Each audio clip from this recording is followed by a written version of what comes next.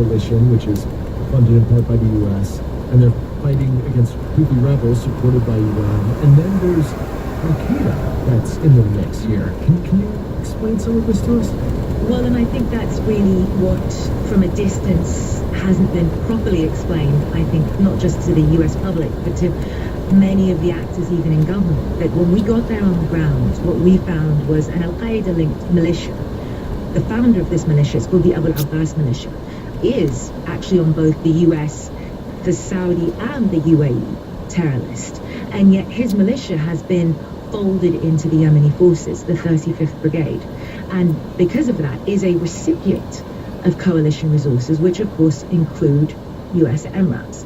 So you have this appalling alliance, which means that US weaponry is ending up in the hands of not just an Al-Qaeda funder, but also an Al-Qaeda trainer. When you look at the breakdown of why he is on the terror list in the United States, part of that is because the role that he has played as a trainer for Al-Qaeda in the Arabian Peninsula, AQAP, in Yemen. And yet this is someone whose soldiers are now parading in American Oshkoshes, in American MRAPs. The Department of Defense told us that they had no idea that this was happening, and that they would now be launching an investigation based on the findings that we had presented to them. But this has all been hiding in plain sight. What kind of an effect is this weaponry having on the war? This American weaponry that seems to be ending up on all sides. What does it mean on the ground? It means that it's very, very hard to force the parties to abide by any ceasefire agreement. It means that it's going to be very, very hard to pick up the pieces, because what we have seen in these conflicts around the world is that when you have this influx of weaponry, especially weaponry that is of the kind of quality as the kind of US weaponry that's flooding this conflict, it's very, very difficult to close Pandora's box and get people to abide by any kind of agreements. And we've seen that in Yemen, to the extent that even now, weeks after the ceasefire agreements were signed, because that hasn't actually translated into an actual ceasefire on the ground, people are starving. And there has to be responsibility taken for that. Because what does it mean for Yemen in 3 years?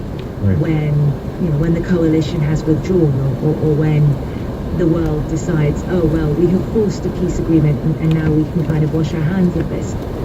When we arrived, the heartbreaking thing is that people really felt that the world had forgotten.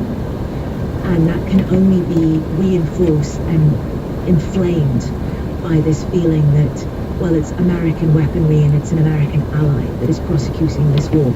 So why do we as Yemenis matter? Nema, thank you so much. Thanks for bringing us this story, and be safe if and when you return to Yemen. Thank you so much for giving this a platform. Nema El-Bagr is CNN Senior International Correspondent. This is The Takeaway. The Takeaway is supported by Staples, with print and marketing solutions for business, including color copies and presentations, booklets and manuals, signage, and banners. More at Staples stores or staples.com. Staples. Programming is supported by Lutheran Social Service of Minnesota, offering certified financial counselors who help people take control of their student loans, credit card debt, and get ready to buy a home. Confidential and available to everyone. lssfinancialcounseling.org. Support comes from McPhail's Music for Life, lessons and classes for adults 55 plus. Whether you're just beginning or are a lifelong learner, McPhail has music classes and instruction designed specifically for you. Learn more at mcphail.org. You're tuned to NPR News. Coming up on The Takeaway, look at how Amazon has built trust with Americans and how Americans balance their priorities as consumers with their interests as American citizens. Sounds like an interesting conversation. Well, guess what? Interesting conversations are our stock in trade here at Minnesota Public Radio. And listeners, that's how we pay for it. nprnews.org/donate or 1-800-227-2811. That's how you can go here on this first day of the member drive to help pay for the programming that you use. Hi, Laura McCollum. Hello, Stephen John. So I have 2 words for you. Okay. Quick start. All right. That is what we need today on this first day of the NPR News Winter Fundraiser. So, quick start. NPR News is radio worth talking about. It's radio worth supporting. And we'd like to get this member drive off to a quick start. So